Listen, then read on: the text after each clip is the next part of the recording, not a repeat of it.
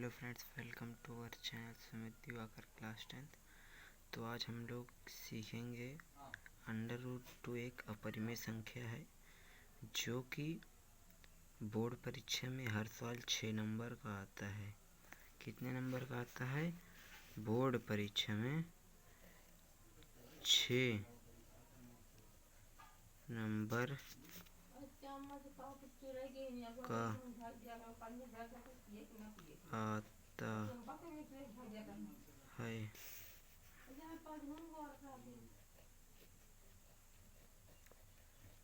तो हर साल 6 नंबर का आता है। ये सवाल हर साल की बात बता रहा हूँ, नहीं आया तो भाई चैनल बंद कर दूँगा। तो ये मेरी गारंटी है, अगर ना आया तो नाम बदल दीजिएगा। तो अगर आप नए हैं हमारे चैनल पे तो चैनल को लाइक और सब्सक्राइब ज़रूर करें। तो आइए आज हम लोग सीखते हैं। क्वेश्चन हमारा है, क्वेश्चन फर्स्ट है, अंडर रूट टू एक अपरिमेय संख्या है, सिद्ध कीजिए। तो आइए सिद्ध करते हैं ज़्यादा समय ना लगाकर। तो यहाँ पहले हम सॉल्व लिखेंगे। क्या लिखेंगे? सॉल्व,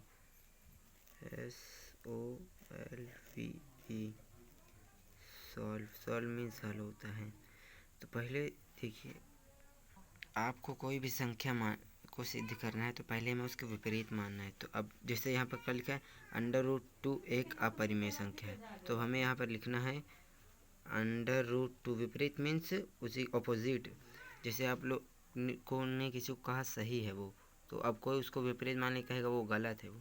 तो उसी तरह रूट टू एक अपरिमेय संख्या है, तो अभी हम इसको मान लेंगे रूट टू एक परिमेय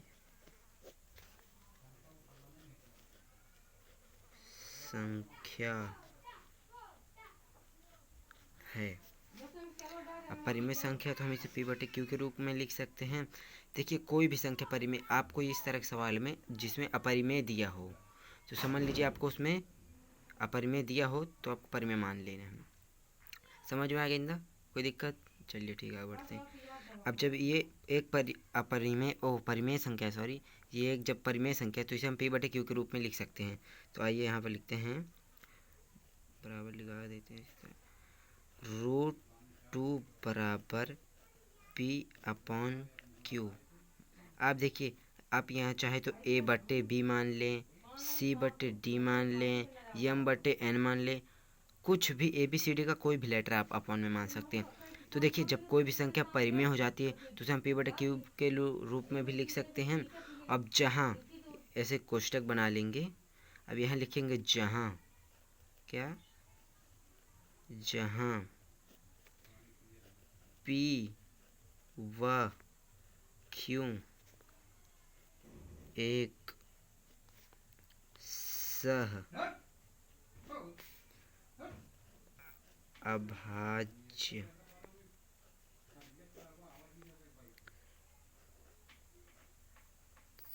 संख्या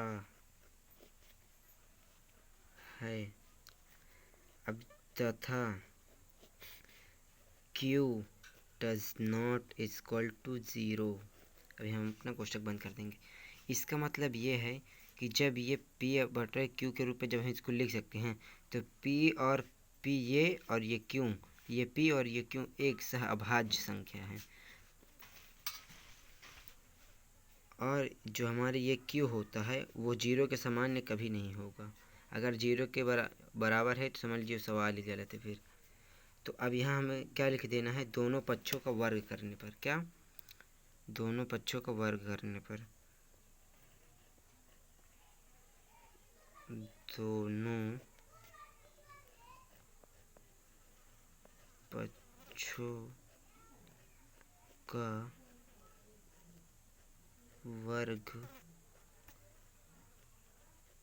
करने पर, जब दोनों पक्षों का वर्ग करेंगे तो क्या होगा, दोनों पक्ष मतलब एक पक्ष हमारा ये हो गया, एक पक्ष हमारा ये हो गया। तो पहले पक्ष को हम लिखेंगे रूट टू, अब ये बराबर लगा है उसी तरह, मतलब पूरा सवाल ही उतार लेना। अब P/Q है ना, तो P/Q लिख लिए। अब दोनों पक्षों का वर्ग करना है, तो अब हमें ये सवाल हम उतार लिए हैं, तो अब हमें इसका इसी के ऊपर वर्ग लगा देना है, मीन्स स्क्वायर। और ये जो p अपॉन क्यू है इसका भी स्क्वायर कर लेंगे। तो आप लोग को पता होगा कि जो रूट का मान होता है वो 1/2 होता है। किसी भी संख्या के ऊपर रूट अगर 2 लगा है तो समझ लीजिए वो प्लस माइनस में होगी और गुणे में भी होगी। जैसे कि रूट पर आपने वहाँ देखा होगा कि रूट स्क्वायर लिखा है, तो ये रूट जो है √2 गुणे √2 बराबर √2 का स्क्वायर बन जाता है। तो इस रूट से इस रूट को हम कैंसिल कर देंगे तो बराबर हमारा आ जाएगा 2। ठीक, अब इस जो 2 ये जो हमारा 2 है इस 2 से इस रूट को काट देंगे हम। ठीक, ये रूट कट गया और अब हम इसको लिख लेंगे, बराबर कर देंगे।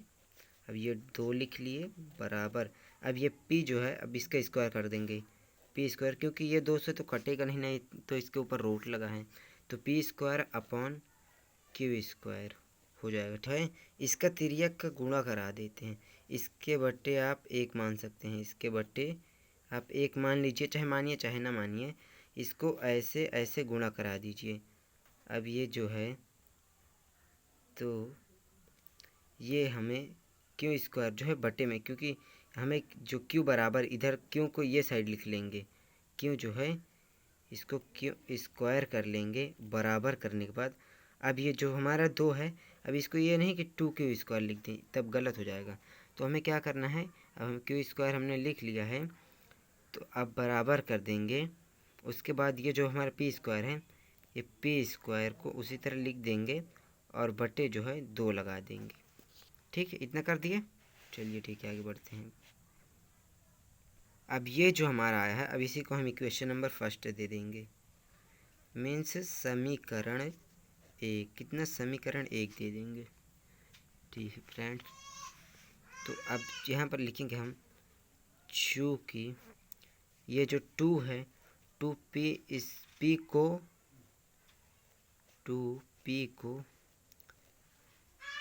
विभाजित करता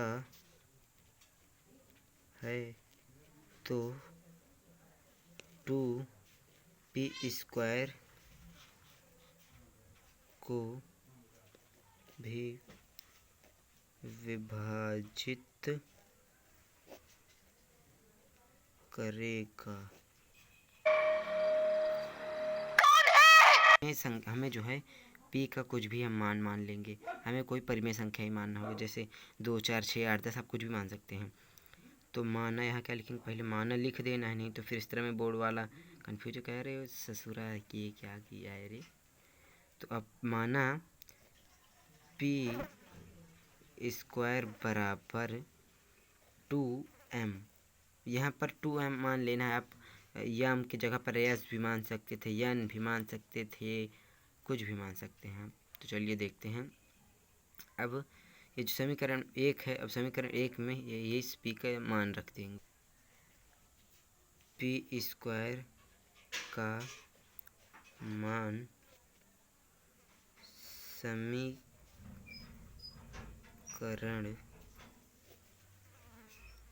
1 में रखने पर ये क्यों है बराबर, ये 2 इसका 2 का स्क्वायर हो गया, यहाँ पर 4 आ गया, यम है यम को डाल। अब यहाँ पर क्या हो जाएगा हमारा क्यू स्क्वायर बराबर 2m स्क्वायर। तो हम क्या करेंगे, m स्क्वायर बराबर क्यू स्क्वायर अपॉन 2 आ जाएगा। ठीक है, यहाँ पर तो यहाँ लिखिए फिर से, अभी हमारा विभाजित करने का 2 जो है क्यू को, तो लिखेंगे 2 स्क्वायर को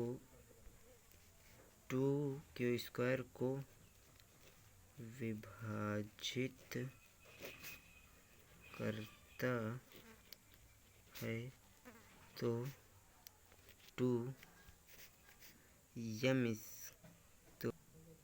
2 क्यू को भी विभाजित करेगा। ठीक, अब ये विभाजित कर रहा है तो चूँकि अब इसका HCF तो 2 आ रहा है, तो हमें जब हमारी परिमेय संख्या है तो इसमें एक HCF इसका एक आना चाहिए। ये जो हमने किया है ये जो सब है, तो अब हमने परिमेय संख्या यहाँ पर सिद्ध कर लिया है। तो अब लास्ट में हम लिख देंगे, क्योंकि इसका HCF ये आ रहा है तो √2 एक अपरिमेय संख्या है, तो लिखेंगे अतः √2 एक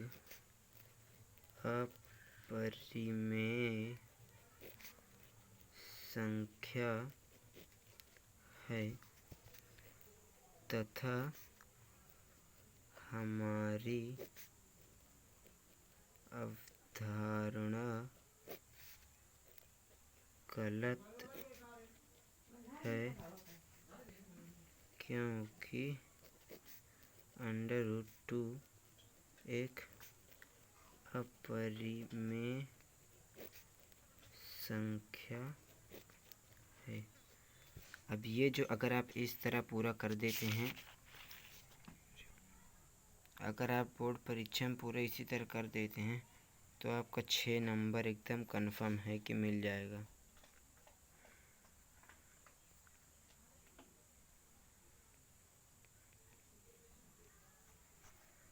चलिए, तो लाइक को वीडियो और सब्सक्राइब ज़रूर करें।